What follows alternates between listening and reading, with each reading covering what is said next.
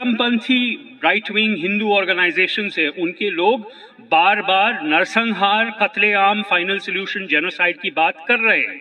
आज ही मैंने एक YouTube पे एक वीडियो देखा, एक कोई स्वामी है, उनका नाम कृष्णानंद है, वो वाराणसी के घाट पर एक कुठार लेके बोल रहे हैं कि हम पूर्वांचल से जनसंहार का शुरुआत करेंगे, और ये ओपनली चुनौती दे रहे, चाहे वो यति नरसिंहानंद हो, चाहे वो आनंद स्वरूप हो, चाहे वो अमृतानंद बाबा हो, चाहे वो अपूर्वानंद माता जी हो। तमाम ऐसे लोग जो कि हरिद्वार असेंबली के पार्ट थे, जो हेट स्पीच बार बार प्रोड्यूस कर रहे हैं, उनके ऊपर कोई कार्यवाही नहीं की जा रही है। हाँ, और तमाम साथियों को इनकलाबी इस्तकबाल। बहुत अच्छा लगा कि आज के दिन जहाँ पे मायूसी और लाचारी का एक माहौल आमतौर पर देखने को मिल रहा है, वहाँ पे आप नौजवान खास करके इतने ज़्यादा यहाँ पे आए हुए हैं और अपनी एहतजाज को इसलिए इजहार करने के लिए आए हुए हैं कि अभी तक ये मुल्क जो है और ये खत्ता जो है, जनूबी एशिया और हिंदुस्तान, अभी तक ये पूरी तरह से फांसीवाद से ग्रस्त नहीं हुआ है। ये जो आप लोग यहाँ पे मौजूद हैं, वो उस बात का एक सबूत के तौर पे आप लोग अपने जिस्म के साथ यहाँ पे खड़े हुए हैं। तो इसलिए आपको तहे दिल से शुक्रिया।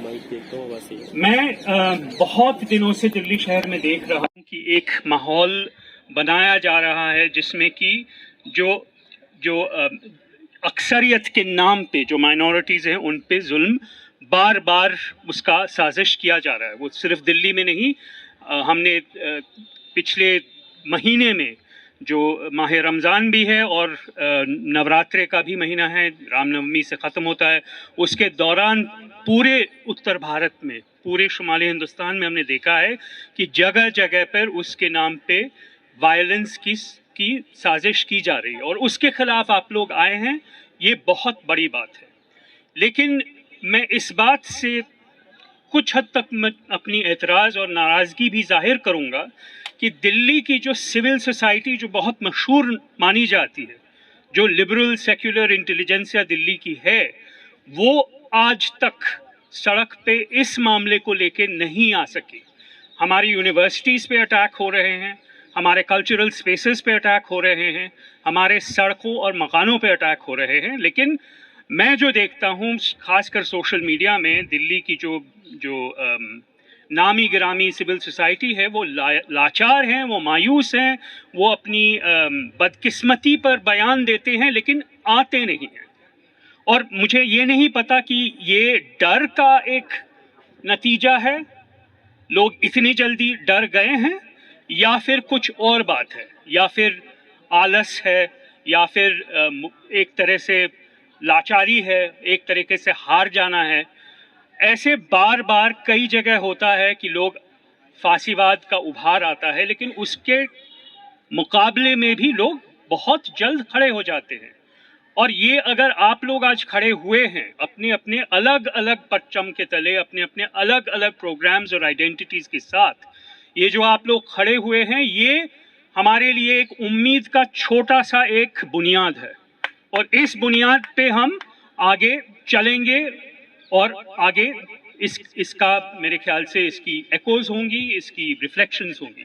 मैं अपनी बात बहुत छोटे से मैं ख़त्म करना चाहता हूँ।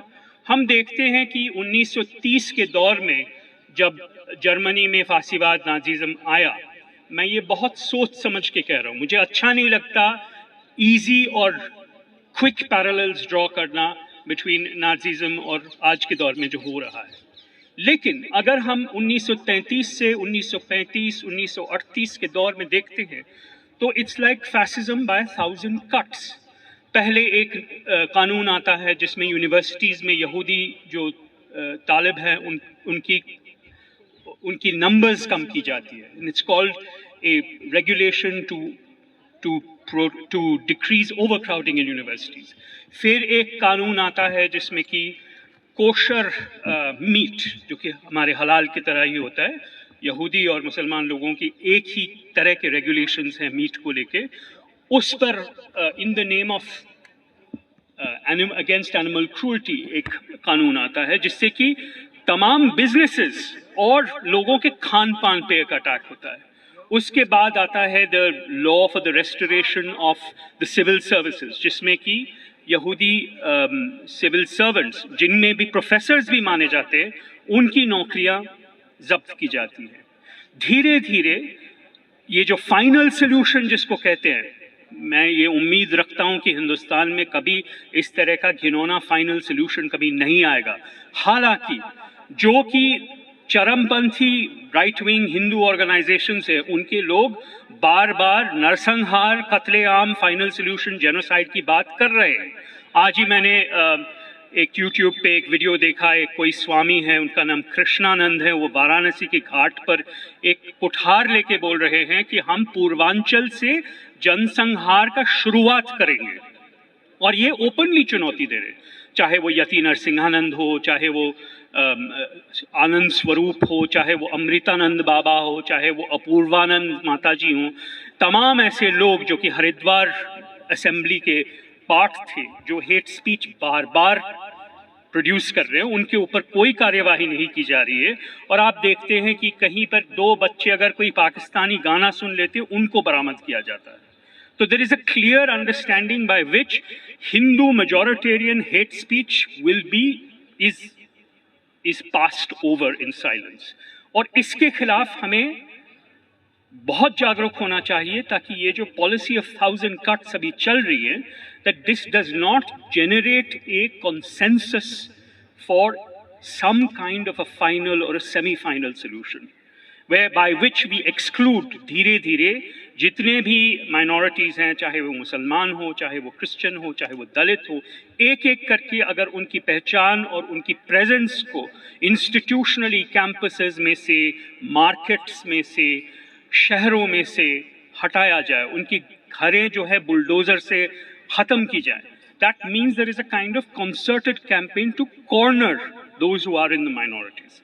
सो far we are governed by जो दस्तूर है हिंदुस्तान का, कॉन्स्टिट्यूशन, जो एक सेक्युलर कॉन्स्टिट्यूशन है जिसमें सबके इक्वल राइट्स हैं, अब तक वो चल रहा है। और जो भी कदम ये सरकार या हुकूमत ले रही है, वो उस तरीके से गैर दस्तूर है, ये बिल्कुल अनकॉन्स्टिट्यूशनल है।